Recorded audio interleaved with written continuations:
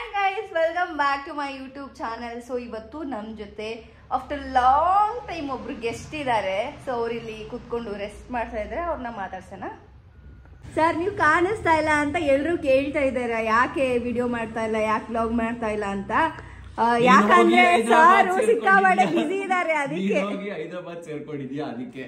So ನಮ್ಗಿಬ್ಬರಿಗೂ actually time ಸಿಗ್ತಾ ಇಲ್ಲ ಒಟ್ಟಿಗೆ ವ್ಲಾಗ್ ಮಾಡೋದಕ್ಕೆ. ಅಂಡ್ ಅದಕ್ಕೋಸ್ಕರ ನಾವು ವೇಟ್ ಮಾಡ್ತಾ ಇದ್ವಿ. ಮುಂದಿನ ದಿನಗಳಲ್ಲಿ ಖಂಡಿತವಾಗ್ಲೂ ನಾವು ಒಳ್ಳೆ ಒಳ್ಳೆ ಕಂಟೆಂಟ್ನ ಶೂಟ್ ಮಾಡಿ ನಿಮಗೋಸ್ಕರ ಹಾಕ್ತೀವಿ. So please stay tune and wait ಮಾಡಿ ನಮಗೆ. ನನ್ನ ಮುಖ ಅಷ್ಟೇ, ನನಗೆ ಕ್ವಶನ್ ಕೇಳಬೇಕು ಅಂದ್ಬಿಟ್ಟು ಅವಳೇ ವಟ ವಟ ವಟ ವಟ ವಟ ಎಲ್ಲ ಮಾಡಿ ಮಾತಾಡ. ಆ್ಯಂಡ್ ಇನ್ನೊಂದು ವಿಚಾರ ಏನಪ್ಪ ಅಂದರೆ, ನಾನು 10 days ಯಾವುದೇ ಇನ್ಸ್ಟಾಗ್ರಾಮ್ ಆಗಲಿ, ಯೂಟ್ಯೂಬಲ್ಲಾಗಲಿ ಅಥವಾ ವಾಟ್ಸಪ್ ಆಗಲಿ ಯಾವುದು ಯೂಸ್ ಮಾಡಲ್ಲ. ಫೋನ್ ಅನ್ನೋದೇ ಇರಲ್ಲ. ಯಾಕೆ? ನಾನು ಎಲ್ಲಿ ಹೋಗ್ತಾ ಇದ್ದೀನಿ? ಎಲ್ಲೋ ಧ್ಯಾನ ಮಾಡಕ್ ಹೋಗ್ತಾವಳೆ. ನೀನು ಹಿಂಗೆ ನೀನು ಫುಲ್ ನಕ್ಕೊಂಡು ಹೇಳೋಗ್ಬಿಟ್ರೆ ಅವರೆಲ್ಲ ನಂಬಲ್ಲ. ಮತ್ತೆ ಕರೆಕ್ಟಾಗಿ ಸೀರಿಯಸ್ ಆಗಿ ಹೇಳು. ಇವಳು 10 ದಿನ ಫೋನ್ ಏನು ಯೂಸ್ ಮಾಡಲ್ಲ. ಸೊ ಇವಳು ವಿಪಾಸನ ತುಂಬಾ ಆಕ್ಟಿಂಗ್ ಸ್ಕಿಲ್ನ ಯೂಸ್ ಮಾಡಬೇಡ. ಓಕೆ, ನಾರ್ಮಲ್ ಆಗಿ ಹೇಳು. ಸೊ ನಾನು ವಿಪಸನಾಗೆ ಹೋಗ್ತಾ ಇದ್ದೀನಿ. ಅಂದರೆ ಇಟ್ಸ್ ಲೈಕ್ ಒಂದು ಧ್ಯಾನ ಮಾಡೋ ಸೆಂಟರ್. ಅದು ಒಂದು 10 daysಗೆ ಹೋಗ್ತಾ ಇದ್ದೀನಿ. ತುಂಬ ದಿನದಿಂದ ನಾನು ಎಲ್ಲಾದರೂ ಒಬ್ಳೆ ಹೋಗಬೇಕು ಅಂತ ಅನ್ಕೋತಾ ಇದ್ದೆ. ಫೈನಲಿ ನಾನು ಹೋಗ್ತಾ ಇದ್ದೀನಿ. ಅಲ್ಲಿ 10 ದಿನ ನೆಮ್ಮದಿಯಾಗಿರ್ತೀನಿ. ಅಲ್ಲಿ ಏನಂದರೆ 10 days ನಾನು ಹೋಗ್ತಾ ಇರೋದು. ಕೋರ್ಸು ಬಂದು 10 days ಫೋನ್ ಯೂಸ್ ಮಾಡೋ ಹಾಗಿಲ್ಲ. ಆಮೇಲೆ ಅವ್ರೇನು ಊಟ ಕೊಡ್ತಾರೆ ಅದೇ ತಿನ್ನಬೇಕು.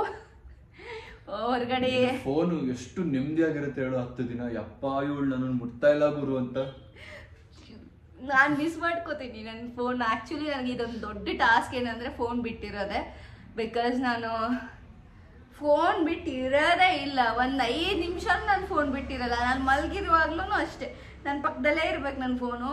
ಸೊ ಅಷ್ಟು ಅಡಿಕ್ಟ್ ಆಗಿಬಿಟ್ಟಿದ್ದೀನಿ ಫೋನ್ಗೆ. ಸೊ ಅದೆಲ್ಲ ಒಂದು ಸ್ವಲ್ಪ ಹೋಗಲಿ, ಮೈಂಡ್ ರಿಫ್ರೆಶ್ ಆಗಲಿ ಆ್ಯಂಡ್ ಒಳ್ಳೆ ಥಾಟ್ಸ್ನ ಯೋಚನೆ ಮಾಡಲಿ. ಆಮೇಲೆ ತುಂಬ ಕೋಪ ನನಗೆ, ಆ ಕೋಪ ಎಲ್ಲ ಕಂಟ್ರೋಲ್ ಆಗುತ್ತಂತೆ. ಸೊ ಅದಕ್ಕೆ ಹೋಗ್ತಾ ಇರೋದು. ಮೇನ್ ಹೇಳಬೇಕು ಅಂದರೆ ಇವನು ನಗ್ತಾ ಇದ್ದಾನೆ, ಇವನು ಕೋಪ ಕಮ್ಮಿ ಆಗುತ್ತಂತೆ. ಸೊ ಅದಕ್ಕೋಸ್ಕರ ಕೋಪ ಕಮ್ಮಿ ಮಾಡ್ಕೊಳ್ಳೋದಕ್ಕೆ ಹೋಗ್ತಾ ಇದ್ದೀನಿ. ಯಾಕಂದ್ರೆ ನನಗೆ ಸಿಕ್ಕಾಪಟ್ಟೆ ಕೋಪ ಇದೆ. ಸೊ ಇವನು ಐ ನೋ ನಾವು ವಿಡಿಯೋ ಮಾಡಬೇಕು ಆದ್ರೂ ಅಷ್ಟೇ ಕೆಲವೊಂದ್ಸತಿ ಜಗಳ ಮಾಡ್ಬಿಟ್ಟು ಅಲ್ಲೇ ಸ್ಟಾಪ್ ಮಾಡ್ಬಿಡ್ತೀವಿ, ಅಷ್ಟು ಕೋಪ ನನಗೆ. ಸೊ ಪಾಪ ಅವನು ಎಷ್ಟಂತ ಬೇರ್ ಮಾಡ್ತಾನೆ, ಲಾಸ್ಟಲ್ಲಿ ಫೈನಲಲ್ಲಿ ಒಂದೊಂದ್ಸತಿ ಅವನು ಫೈರ್ ಆಗ್ಬಿಡ್ತಾನೆ. ಅಷ್ಟೇ ಫೈರ್, ನಾವು ಗೊತ್ತಲ್ಲ. ಸೊ ಅದಕ್ಕೆ ಆ ಕೋಪನ ನಾನು ಕಡಿಮೆ ಮಾಡ್ಕೊಳ್ಳೋದಕ್ಕೆ ಒಂದು ಅಸ್ತ್ರ ಕಂಡಿಟ್ಕೊಂಡಿದ್ದೀನಿ. ಹೋಗ್ತಾ ಇದ್ದೀನಿ. ಐ ಡೋಂಟ್ ನೋ ಹೆಂಗಿರ್ತೀನಿ ಅಲ್ಲಿ 10 days without phone. Without phone, family ಜೊತೆಗೆ ಏನು ಕನೆಕ್ಷನ್ ಇರಲ್ಲ, ಯಾರ ಜೊತೆ ಮಾತಾಡೋ ಹಾಗಿಲ್ಲ. ಅಲ್ಲಿ ಕೂಡ ಅಷ್ಟೇ, ಅಲ್ಲಿರೋ ವಾತಾವರಣದಲ್ಲೂ ಅಷ್ಟೇ ಯಾರ ಜೊತೆನೂ ಮಾತಾಡೋ ಹಾಗಿಲ್ಲ. ಆಮೇಲೆ ಇನ್ನೊಂದು ದೊಡ್ಡ ಟಾಸ್ಕ್ ಏನಂದ್ರೆ 4 o'clock ಎಬ್ಬಿಸ್ತಾರೆ ಅವರು. 4 ಗಂಟೆಗೆ ನಾನು ಯಾವತ್ತೂ ಎದ್ದೇಳೋದೇ ಇಲ್ಲ, ತುಂಬಾ ಕಡಿಮೆ.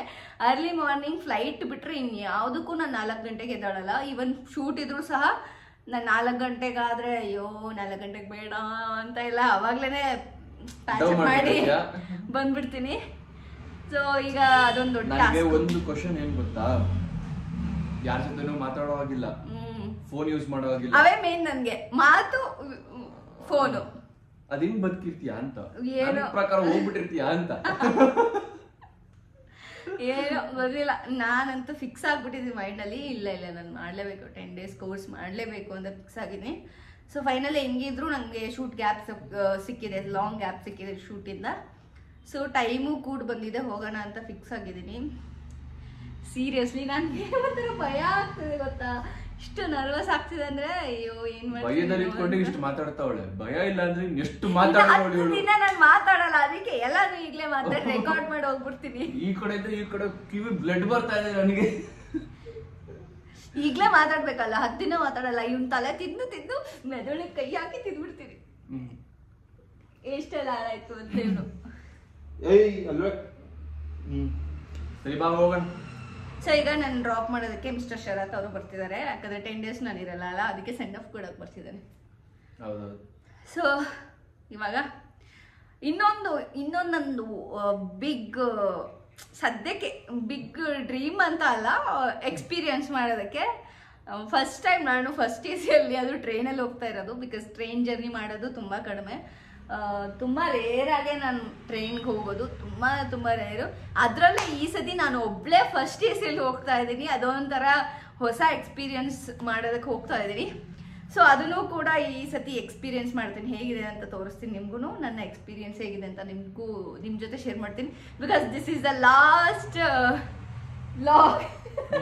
ಲೇ ಇದು ಲಾಸ್ಟ್ ವ್ಲಾಗ್ ಅಲ್ಲ ಕಣೆ, ಅಯ್ಯೋ ಬಂದ್ಮೇಲೆ ಹಾಕ್ತಿ ಅಲ್ವೇನೆ, ಅಲ್ಲಿ ಹೋಗ್ಬಿಟ್ಟು ನಾನು ಮಾತಾಡೋದನ್ನ ಮರ್ತೋಗ್ಬಿಟ್ರೆ ಅದಕ್ಕೆ ಈಗಲೇ ನಾನು ಎಷ್ಟು ಮಾತಾಡ್ತಿದ್ದೆ, ನೀನಾ ಮಾತಾಡೋದ್ ಮರೆಯೋದು, ಗುಣ ಸುಟ್ರು ಹೋಗಲ್ಲ ನಿನ್ಗೆ. ನಾನು ಎಷ್ಟು ಮಾತಾಡ್ತಿದ್ದೆ ಅಂತೆಲ್ಲ ನಂಗೆ ನೆನಪಾಗ್ಬೇಕಲ್ಲ, ಅದಕ್ಕೆ ಈ ವಿಡಿಯೋ ಸಾಕ್ಷಿ. ಸರಿ ಬಾಯ್, ಹೋಗೋಣ. ಲೇಟ್ ಆಗ್ತದೆ, ಈಗ ಹೋಗ್ಬಿಡ್ತೀವಿ, ಅಲ್ಲಿ ಹೋಗಿ ಸಿಗ್ತೀವಿ.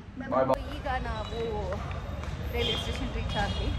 ಸೊ ಇನ್ನೇನು ಟ್ರೈನ್ ಹತ್ಬೇಕು ನಾನು.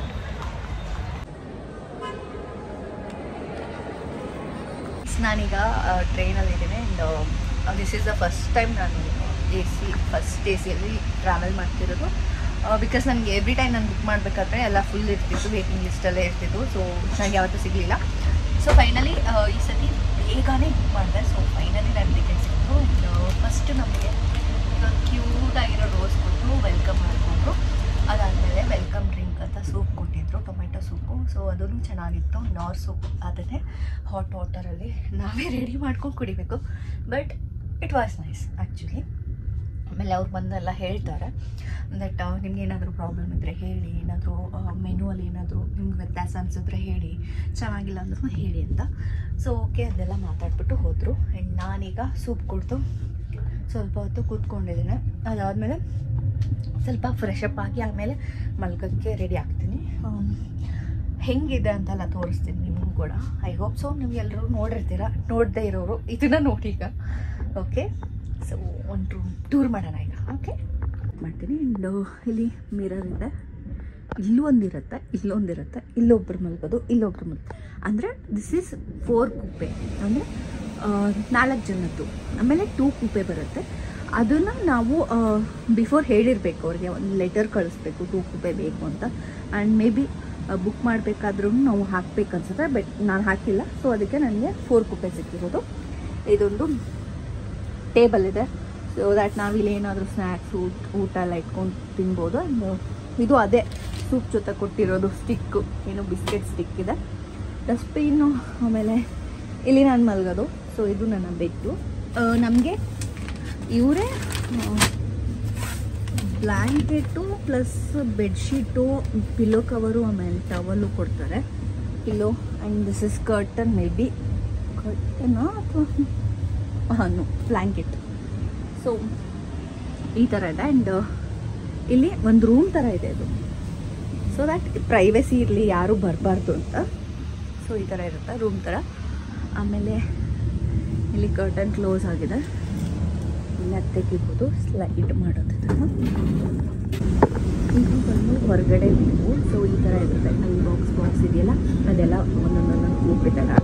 ಸೊ ಈ ಥರ ಹೊರಗಡೆ. ಇದು ನಾನು ಟ್ರಾವೆಲ್ ಮಾಡ್ತಿರೋದು ರಾಜಧಾನಿ ಎಕ್ಸ್ಪ್ರೆಸ್. ಸೊ ಟೋಟಲ್ ಆಗಿ ಹೇಳಬೇಕು ಅಂದ್ರೆ ತುಂಬಾ ಚೆನ್ನಾಗಿದೆ, ತುಂಬ ನೀಟಾಗಿ ಕ್ಲೀನಾಗಿ ಮೇಂಟೈನ್ ಮಾಡಿದ್ದಾರೆ. ನನಗಂತೂ ಸಿಕ್ಕಾಪಟ್ಟೆ ಇಷ್ಟ ಆಯಿತು. ಆ್ಯಂಡ್ ಇನ್ನು ಮುಂದೆ ನಾನು ಎಲ್ಲಿ ಹೋದರೂ ಫಸ್ಟ್ AC ಬುಕ್ ಮಾಡ್ತೀನಿ. ಅದು ಸಿಗಲಿಲ್ಲ ಅಂದರೆ ನೆಕ್ಸ್ಟ್ ಆಪ್ಷನ್ಗೆ ಹೋಗ್ತೀನಿ. ಸೊ ನನ್ನನ್ನು ಡ್ರಾಪ್ ಮಾಡಿಬಿಟ್ಟು ಶರತ್ ಹೋದ. ವೆರಿ ನೈಸ್, ನನಗಂತೂ ಸಿಕ್ಕಾಪಟ್ಟೆ ಇಷ್ಟ ಆಗ್ತದೆ ಇಲ್ಲಿನ ವೈಬು. AC ಕೂಡ ಇದೆ, ಬಟ್ ನನಗೆ AC ಆಗಲ್ಲ. Still I am okay with it. ಇವಾಗ ಊಟ ಬಂತು. ಇವಾಗ ತಾನೇ ಬಿಸಿಯಾಗಿ ಊಟ ಬಂದಿದೆ. ಏನೇನಿದೆ ಅಂತ ನಾನು ನೋಡಿಲ್ಲ, ನೋಡ್ತೀನಿ. ಎಲ್ಲ ಓಪನ್ ಮಾಡಿಬಿಟ್ಟು ತೋರಿಸ್ತೀನಿ. ನಾನೆಲ್ಲ ಓಪನ್ ಮಾಡಿದೆ. ಇದರಲ್ಲಿ ರೊಟ್ಟಿ ಇದೆ, ಚೆನ್ನಾಗಿದೆ. ಆಮೇಲೆ ಆಲೂ ಇದೆ, ಕರ್ಡ್ ಇದೆ, ಪ್ಲಸ್ಸು ಪನ್ನೀರ್ ಇದೆ, ರೈಸ್ ಇದೆ, ಆ್ಯಂಡ್ ಪ್ಲಸ್ ದಾಲ್. ಇಷ್ಟೆಲ್ಲ ನಾನು ತಿನ್ನಲ್ಲ, ಬಟ್ ಆದರೂ ಕೊಟ್ಟಿದ್ದಾರೆ. ಸ್ವಲ್ಪ ಸ್ವಲ್ಪ ತಿಂತೀನಿ. ಸೊ ಬಿಸಿ ಬಿಸಿ ಆಗಿದೆ, ಇವಾಗಲೇ ಊಟ ಮಾಡ್ತೀನಿ. ಇವಾಗ ನಾನು ಊಟ ಅಂತೂ ಮಾಡಿದೆ ಈಗ ಜಸ್ಟ್ ನಾವು. ಆ್ಯಂಡ್ ನನ್ನ ಸ್ಕಿನ್ ಕೇರ್ ಕೂಡ ಮುಗೀತು. ಫೇಸ್ ವಾಶ್ ಮಾಡಿ ನೈಟ್ ಕ್ರೀಮ್ ಹಾಕಿದ್ದೀನಿ. ಆ್ಯಂಡ್ ಇವಾಗ ನನಗೆ ಐಸ್ ಕ್ರೀಮ್ ತಂದು ಕೊಟ್ಟಿದ್ದಾರೆ. ನಾನು ಯಾವತ್ತೂ ಊಟ ಆದಮೇಲೆ ಐಸ್ ಕ್ರೀಮ್ ಎಲ್ಲ ತಿನ್ನೋ ಅಭ್ಯಾಸ ಇಲ್ಲ. ಬಟ್ ಇವ್ರು ತಂದು ಕೊಟ್ಟಿದ್ದಾರಲ್ಲ, ಯಾಕೆ ರಿಜೆಕ್ಟ್ ಮಾಡೋದು ಅಂತ ತೊಗೊಂಡಿದ್ದೀನಿ. ಸೊ ಐಸ್ ಕ್ರೀಮ್ ತಿಂದಾದ್ಮೇಲೆ ಇನ್ನೊಂದು ಕೊಟ್ಟಿದ್ದಾರೆ, ಇಲ್ಲಿ ಮೌತ್ ಫ್ರೆಶ್ನರ್ ಕೊಟ್ಟಿದ್ದಾರೆ. ಸೊ ಇದನ್ನು ತಿಂತೀನಿ.